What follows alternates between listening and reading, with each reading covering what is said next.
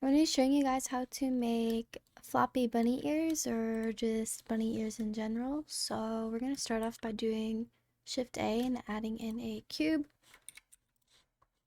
adding a subdivision surface modifier. And then once I have that done, I'm going to press Z on my keyboard and then go into wireframe mode. And I'm going to drag this part down by doing G and then Z on my keyboard. And then I'm going to press 3 on my keyboard to go into face select mode. And I'm going to extrude this up by pressing E on my keyboard.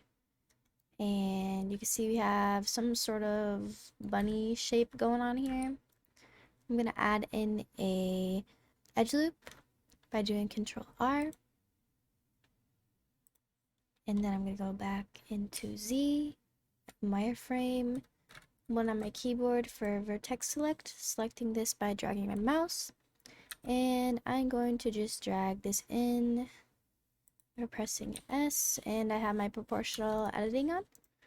So I'm actually going to move this over here so you can see it a bit better, and I'm going to mirror this.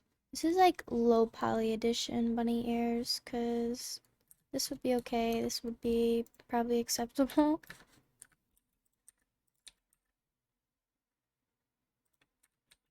Or you can add like, make it a little bit more round if you'd like.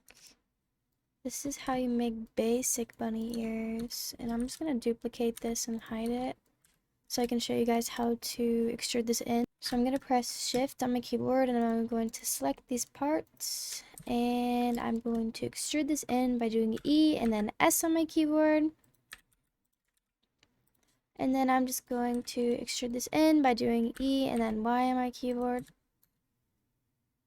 And then just adjust this how I like. And it looks a little bit weird here, but you can just scale this in by doing S, Y, and then just scaling it in.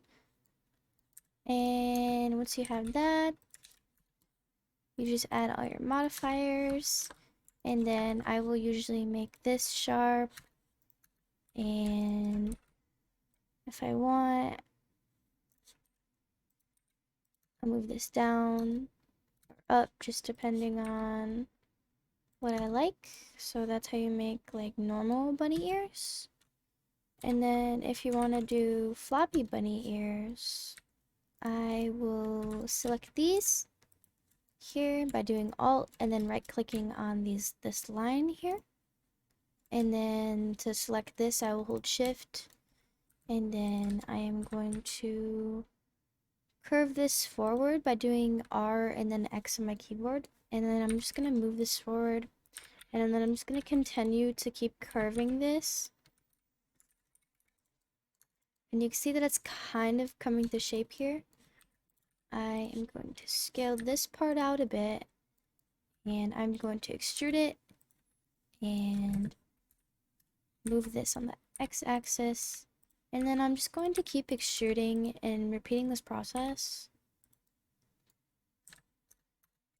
Make sure you check front mode too to make sure this is looking like normal. I'm gonna extrude these parts out. Extrude this out. Extrude this out a little bit, just so like the shape is continuous.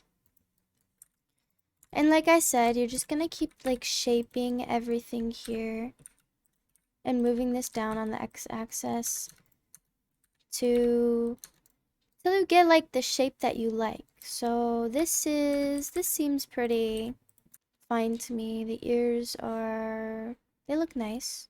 So once I have that done, I would usually scale this in, but it does get a little tricky here with this bend.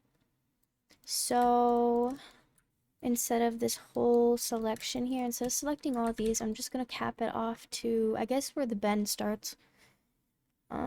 And then I'm going to extrude this in, and then scale in, and then move this back more. And then I'm just going to keep scaling. And that is basically how you make floppy bunny ears. Now I'm just going to add this subdivision and the really quick. And you can add an edge loop here and drag this out to kind of create a more of a barrier between where the inside of the ear would be. And I'm going to select these, and I'm just going to continue to shape this till I see what I like. And to get this little circle thing to pop up, you just press C on your keyboard, and then you'll just click your mouse if you want it to go away. So this is looking okay. And then go into edit mode. I select this vertex, add in proportional editing. I'm going to scroll this down, and then I am just going to scale this up a bit. And usually I also add a sharp here. And that is how you make floppy bunny ears. If you have any questions or tutorial requests down below, let me know, and maybe I'll make it.